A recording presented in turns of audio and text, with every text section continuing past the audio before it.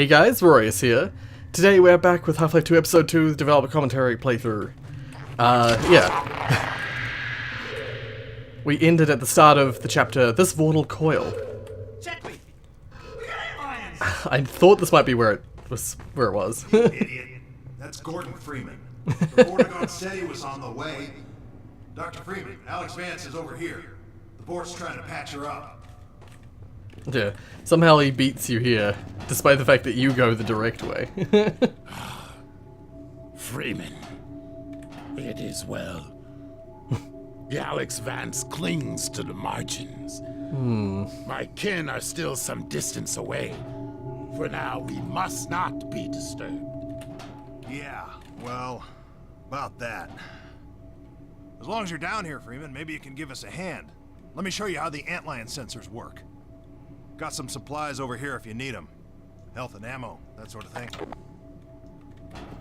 Yeah. I don't know if they're gonna straight away start talking about this whole deal, because there's a lot of nodes around. I'm hoping that they'll wait for me, maybe?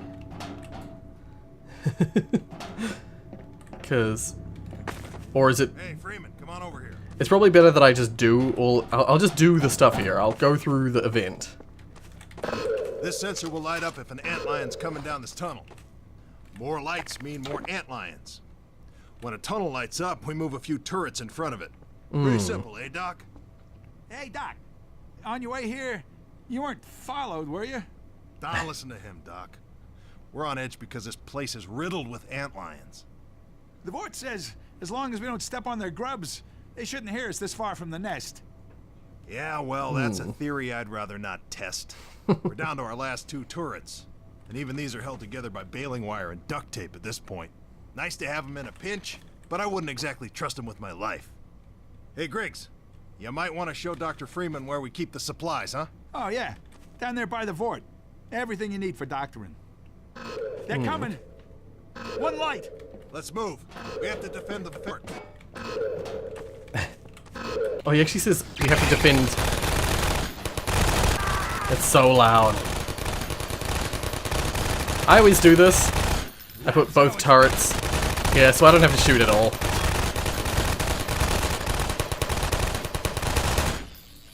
There we go.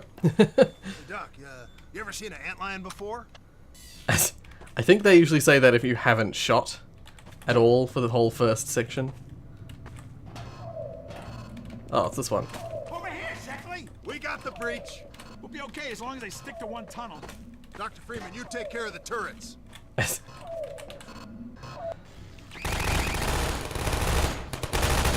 Yeah! No, I think it's probably best if I just let them do the tunnels. Well, I'll help them do the tunnels, and then I'll go around and listen to all these nodes in my own time. Well, I say in my own time, I mean when we're not being nagged by the NPCs. Yeah, before I just paused it mid... Freeman, but things were pretty quiet until you showed up. Oh, the swarm. I discreetly paused it and put the volume down a little bit because it was very, very loud. This one I might need to help them out with.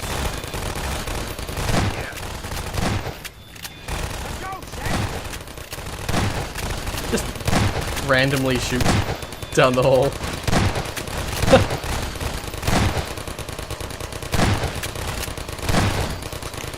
But this is cool. I like this because it's like the training section for later. Which one? This one? Oh, I was right. You handle 12, Doc.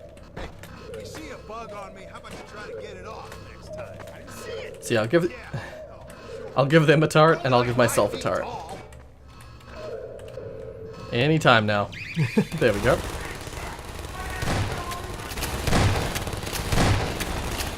Pretty sure this turret can actually handle itself. Probably don't need to actually attack at all. Because the closer they get, the more damage it does, the more focused the bullets are, you know. Yeah. And so, yeah. What? What? I get it. These two. Hey, Doc, you number 24.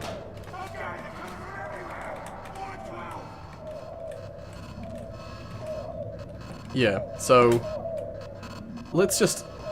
I'll keep an eye on them. But I actually think the turret can handle these two. These two can be handled by turrets.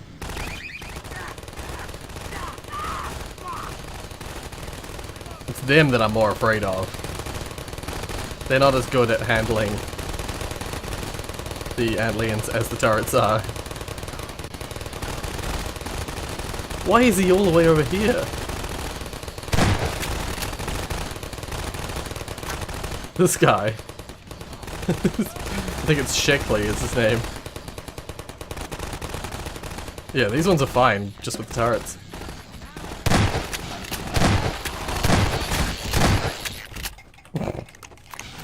Useless. 10. I got 10. Okay, wait. I will... What's wrong with that hole? Yeah.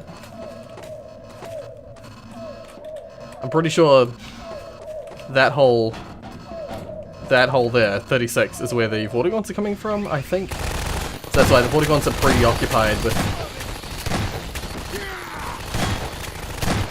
Yeah, the antlions are preoccupied by the Vortigaunts.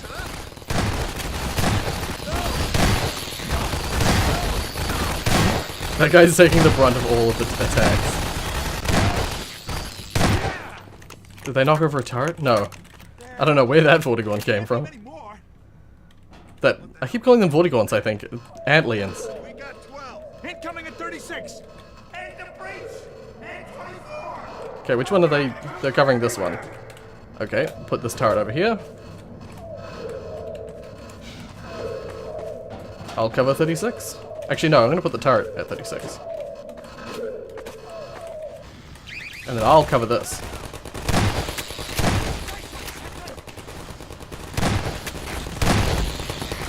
Come on.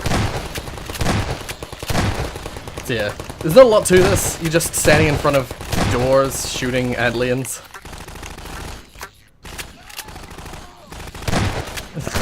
My god.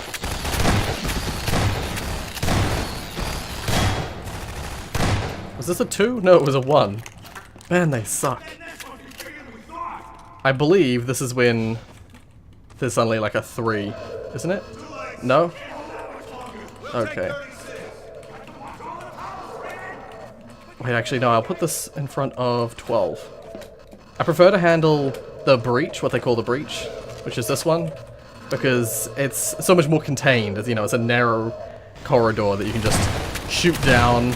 Don't really need to worry about where they're coming from. They spawn in so close to you, you can just shoot them immediately. You can deal with them really quick.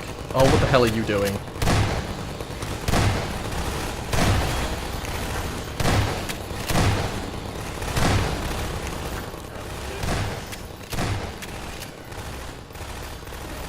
Okay, I think that's that one finished. Ugh.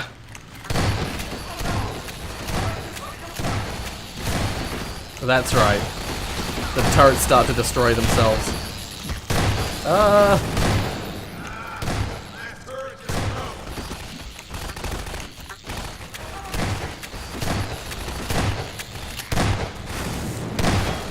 Yeah, I can hear them blowing up in the background. I didn't have the patience to look at them. I had to keep covering this hole. Okay, well, yeah, there's the remains of the turrets. And now I believe, yeah.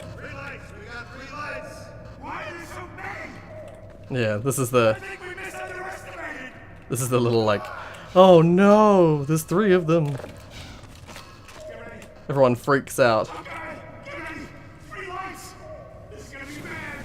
But then, yeah. You're like, wait, what the? Yeah. Yeah. I was trying to save you. Our delay, regrettable. We killed many antlions, yet many more remain. We must attend to the Alex Vance. There is no time. More antlions approach. We shall quiet them. I actually thought this part came later. This is a very cool segment. I believe it's 2 lights on every single door. Nope, 3 lights on every single door. This is the cool part. This is the best part of the whole game. I wasn't even supposed to be here. I find the best way to do this is to just haphazardly just start shooting at everything and anything. Sometimes it's more fun to just not fight in this part, to just watch. Yeah, Vortigons are badass in this game. Watch them like shooting and destroying the Antlians left, right, and center. The first time I played this, it was laggy. It was on the PS3. It was so cool. Because there's just endless Vortigons. Oh, sorry, endless Antlians. And the Vortigons just like firing electricity around. And, oh man.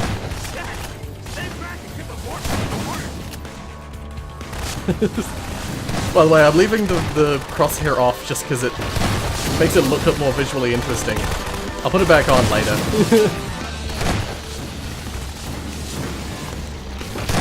Oops.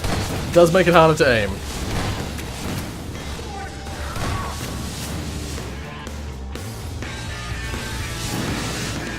Gonna say, is that all?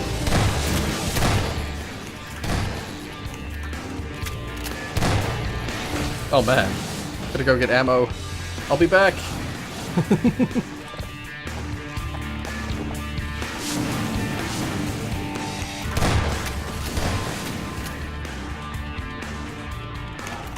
Yeah. We have exhausted their immediate number.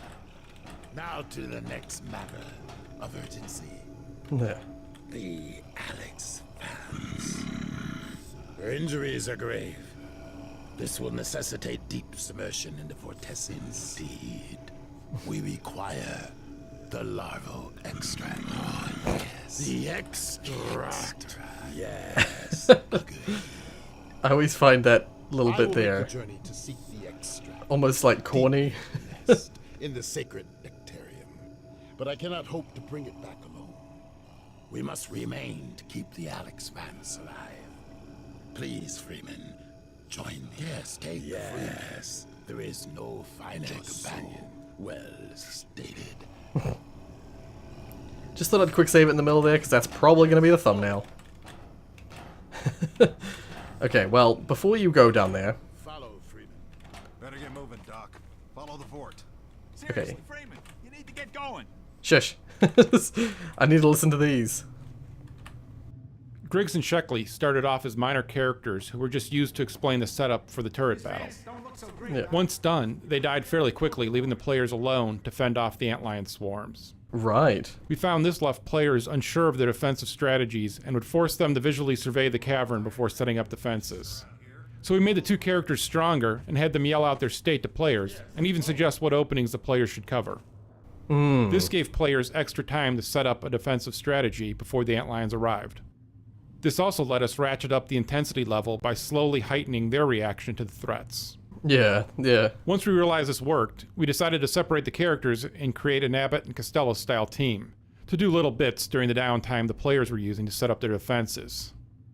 We ended up with entertaining character moments that also cued the player on game state and events. Yeah, they're actually pretty well set up in the final version. Having that sort of, yeah, as you said, Abbott and Costello, sort of playing off of each other and making fun of each other to some degree. Griggs and Sheckley's comment about not stepping on the grubs was originally intended for comedic effect, and to suggest that, as usual, Gordon Freeman had brought trouble in his wake. However, Yeah. we found that some players took this comment too literally, and would spend the rest of the level avoiding grubs in fear of spawning more antlions. I think I did that, We actually. experimented for a short time with making this an actual mechanic, bringing in antlions whenever grubs are squished, but this had several negative results. It made the tunnels far too difficult, and canceled out any benefit the player got from squishing grubs for health. Yeah. We decided to keep the grub behavior simple and rewarding. Yeah. I actually did try and avoid it, but then I also knew that you got health from it, so I definitely tried The breaches are rough. to grab it. That's actually 4. It's 3. I did actually continue to grab them throughout, for health reasons. In Half-Life 2 and Episode 1, players learn that turrets will always attack them, unless they are reprogrammed by allies.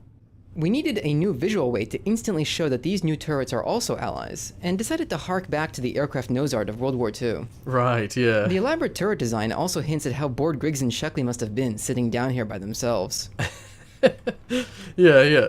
Using the, like, teeth and stuff, like the shark teeth style. Yep, that's cool. The breach is a rough earthen tunnel, which many playtesters tended not to notice when the attack began. They felt they had been told to defend only the 3 marked tunnel openings. We addressed this confusion by changing the sequence of antlion waves so that the second attack came through the breach. Players then understood that all 4 openings were vulnerable. Yeah. I could totally see that. Because I always miss this one when I'm looking at the overall area. God, they're just endlessly nagging. So that was 4. Let's see if we can find 5. The turret battle design went through many changes. Early stages had the player controlling 3 turrets and not ever having to fight antlions directly. After playtesters complained of not having anything to do during the battles, we changed the number of turrets to leave the player underhanded, when in later rounds all the tunnels are active. This creates a better mix of resource management and combat.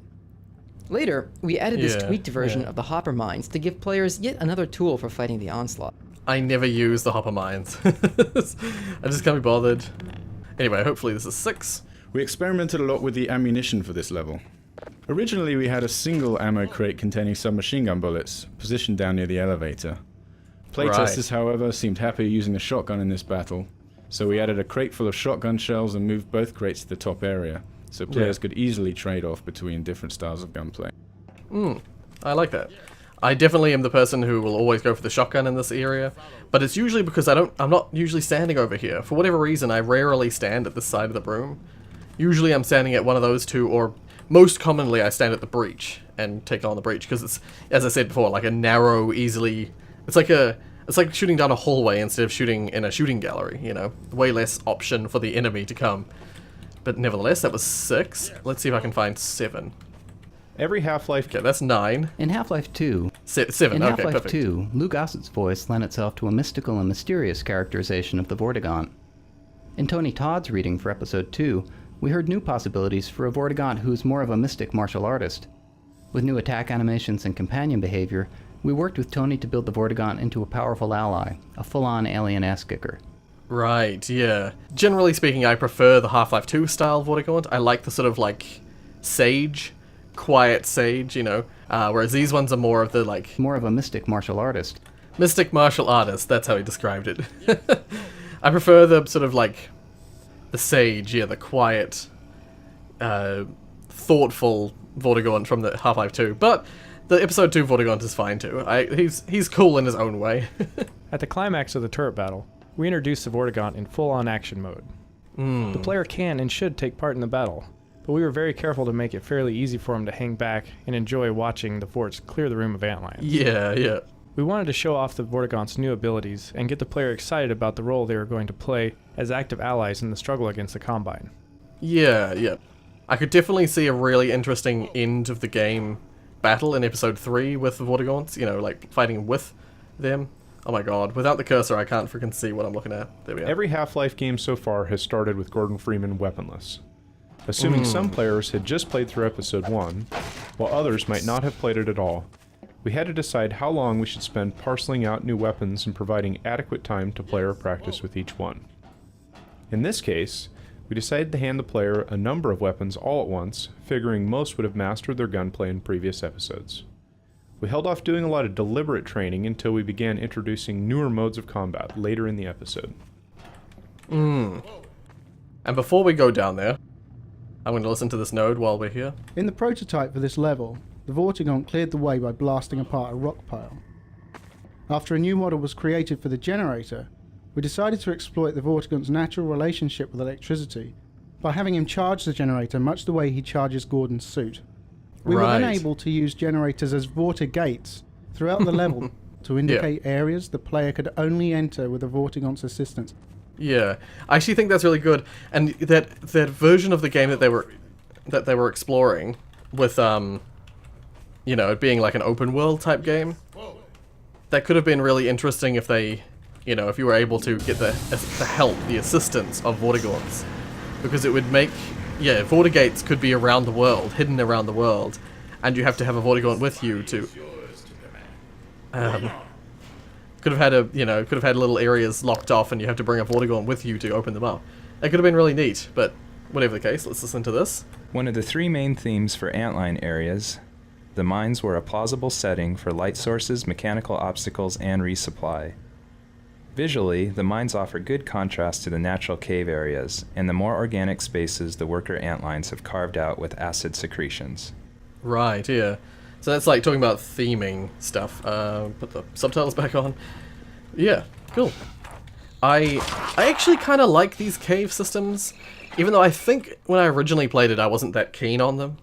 But they're one of the areas that I find more interesting, because it's such a different visual style. You get pretty sick of the same Eastern European, city environments. This game definitely had some really... A grim pinata. Yeah.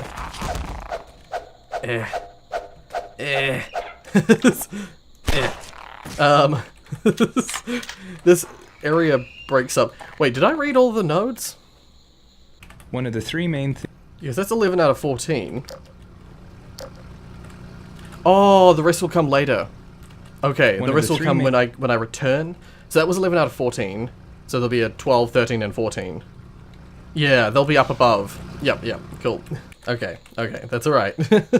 I freaked out for a second there, but I forgot that you actually returned to that map. And that's one of those areas that you can leave the gnome if you want, because he'll stay there, because you actually load back into the same map file. It's clever map trickery. But let's listen to this. The inline web stacks, grubs, and workers show off a new illumination shader we developed especially for this level. We began with concept art for the web stacks, modeled those, then added the material parameter that allows the model's self-illumination to be modified based on the angle at which the player views them. The end result is an object that looks lit from within by a weird volumetric light. Right, yeah. But yeah, I like these guys. I like the grubs. I think they're a clever addition. Oh, I got pushed out of the way.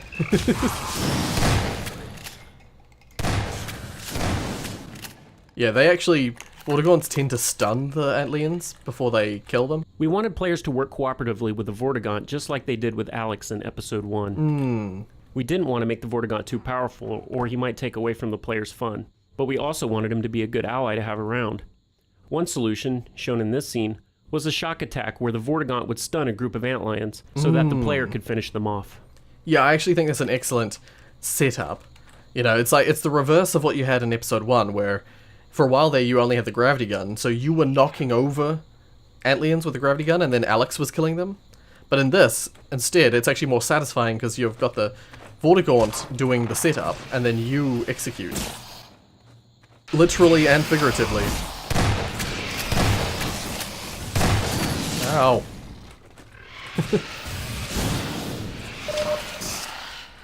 Come on, Vortigaunt, you get him. Get him. Vortigaunt, go! Ow. He says, as I walk face first into the Antlian. I love these body parts. I love these carapaces that they have for those worker Antlians. They're really cool. Anyway, let's listen to this. The Antlion experience in Half-Life 2 was characterized by a mindless, constant onslaught of bugs rushing your way. We devised the Antlion worker for Episode 2 as a way to add depth and variety to the underground sequences by leveraging new types of gameplay. Unlike normal Antlions, the worker chooses to avoid direct confrontation, skulking in the background and lobbing acidic globs from a distance. I think it's good. This extends the amount of time players spend with each creature. By contrast, an encounter with an ordinary Antlion is over in seconds. The spitting behavior was derived from the bull squid of Half-Life 1, but was updated to fit the more physical world of Half-Life 2. To that end, the spit globs are not merely sprites, but physically simulated objects, flying through the air along realistic trajectories. Yeah, the bull squid used to spit. It's ball of spit. It was very round, and it just traveled in a straight line, very slowly in a straight line. So it was the modern modern version of that. There we are. Oh.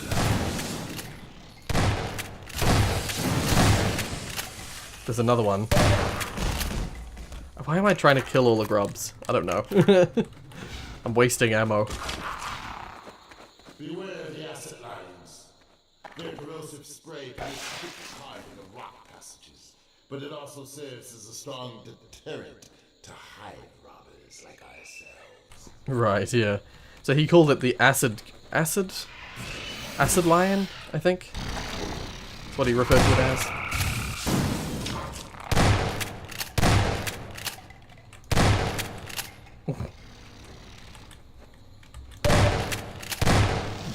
Ow. God damn it.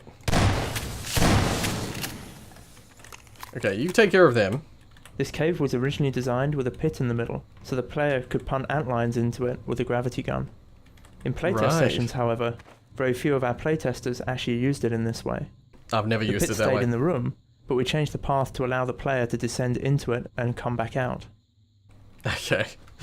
So yeah, just repurposed something that they thought would be used that didn't end up really getting used very much. Okay, let's listen to this one before we move on. Texturing of these caves provided a couple of significant challenges. We had never made such a large-scale area completely out of displacements before. Right. The convoluted topology of the surfaces made them especially hard to UV map without unpleasant-looking seams and texture warping. Yeah.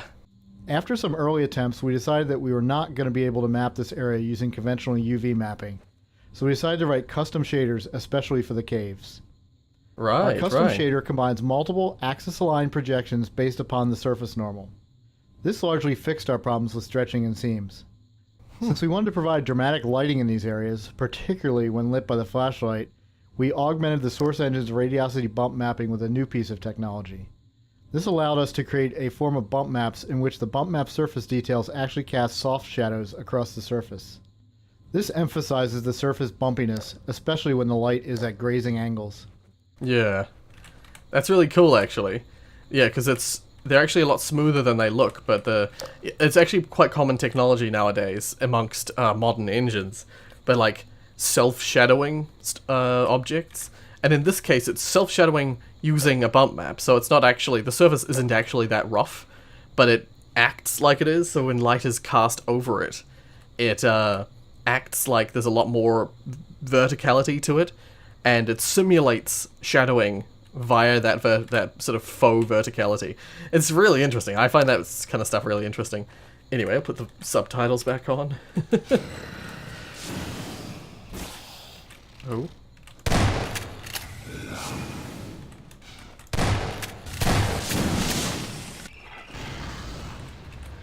Oh dear. I can hear them spawning.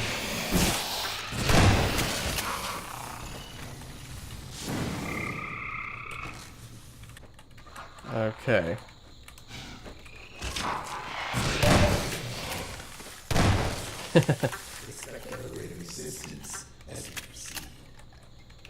Yeah.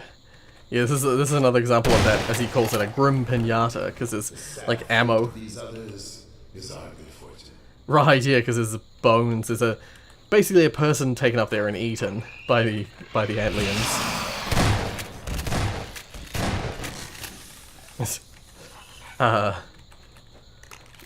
But yeah, they carry ammo and stuff like that, so we can utilize that ammo. Ooh. Yeah, see, there's another one where there's just a... Is that a Star Wars reference? Oh dear.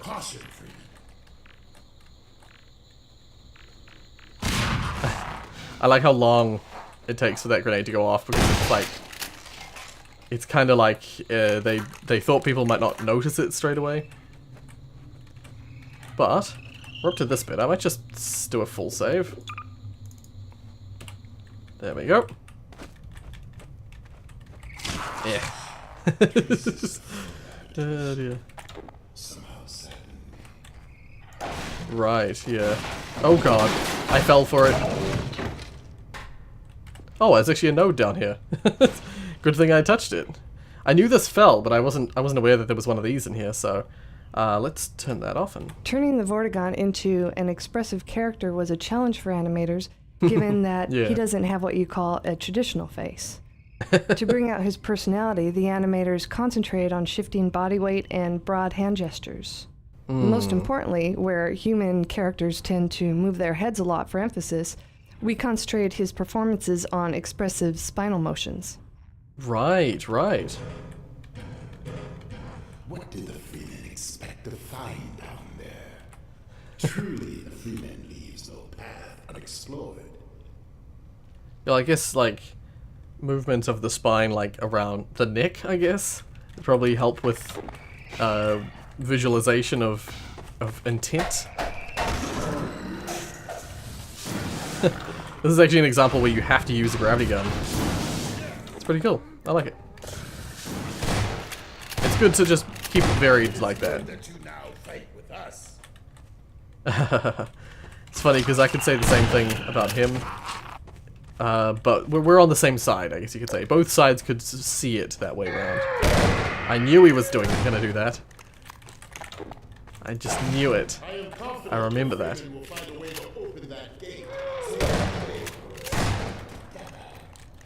Okay. Well, first things first. There's a thing over there. But first things first, this. Wherever possible, we try to mine our robust physics engine as a source of novel puzzles. It's especially valuable for giving realistic feedback to the player solving the puzzle. In this scenario, we design the elevator to sink slightly whenever the player steps on it, giving instant intuitive feedback that it reacts to weight. This made it far more likely that the player would understand that he was dealing with a counterweight puzzle. Yeah.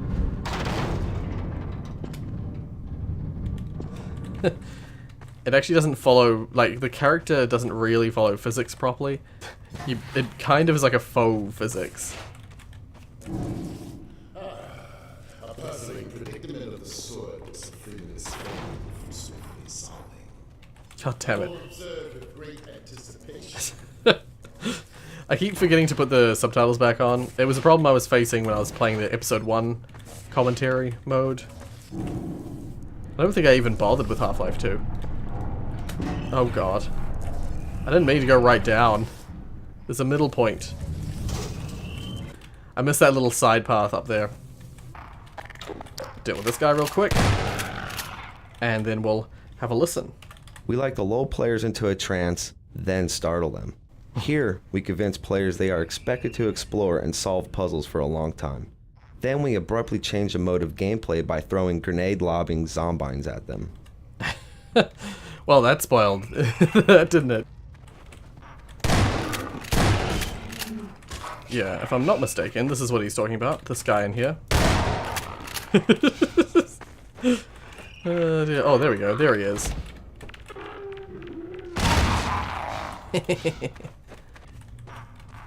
Okay, so if I recall correctly, this puzzle is simply one of keeping this down. You just want to keep this down. That's a grub that's easily missed, if I'm not mistaken. That's one that's pretty easy to miss. But I'm not trying to get all of them, so it doesn't really matter. Yeah, but if I'm not mistaken, all you gotta do is you just gotta stack up some of these on top of here. That'll keep it nice and weighted down. And then, once you're in here, you flick the switch. And it will take it a long time to get up, or it'll just not be able to get up at all. And meanwhile, you can get back here and start going up yourself. Yeah.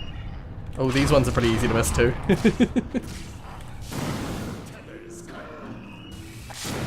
I like that he can still attack the zombies for you through the fence. He can cover you while you grab this.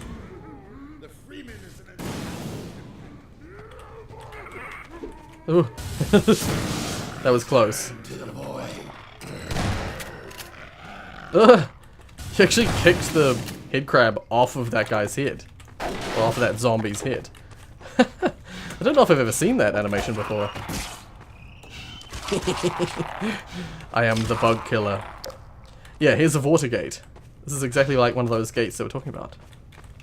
What are you up to? Come on. Pity the generator that requires the Vortigon to operate. Yeah. Basically, yeah, the fact that it's unable to be used by any normal means, only a Vortigaunt can operate it. Okay, so I think we'll listen to this one here, But I think we'll leave... We won't continue. We won't let this fall. We won't continue to move any further. Oh, these are a couple that are easy to miss as well. Shoot them from here. That's what I would normally do. But yeah, well, let's do this node, and I think we'll call it there. Whenever possible, we try to give the player a glimpse of their eventual goal, even before they realize it is their goal. Yeah. While we try to design such moments intentionally, sometimes the opportunities present themselves. In this case, while setting up the gag where the rail car slides into the abyss, we opened a hole in the wall and discovered a view of the distant thumper. It became clear that we could tailor the view across the giant cave to foreshadow the spot where Gordon would eventually end up. Yeah, yeah. That's interesting. Interesting that it was unintentional. Like, they carved a hole here to have it drop, but then it's like, oh wait, this is a really good view. That's funny. But that was 9. So we've got 9 out of 13. But I think, yeah, we'll leave that there. Mainly because I don't have any more time to record, unfortunately. But yeah, this is, as usual, a very interesting video. Like, I'm always fascinated by some of the sort of game design aspects of the developer commentary. For instance, I love seeing stuff about like the bump mapping technology they use for this. The fact that they had to improvise because they couldn't really get away with that kind of setup, you know, in the normal way. They couldn't utilize the same normal texture mapping, so they had to make a special texture mapping system for these walls. It's really cool. I find that really interesting. Anyway, enough of me saying the word interesting. If you like what you saw, hit like. If you want to see more from me, then subscribe. Thank you so much for watching, and as always,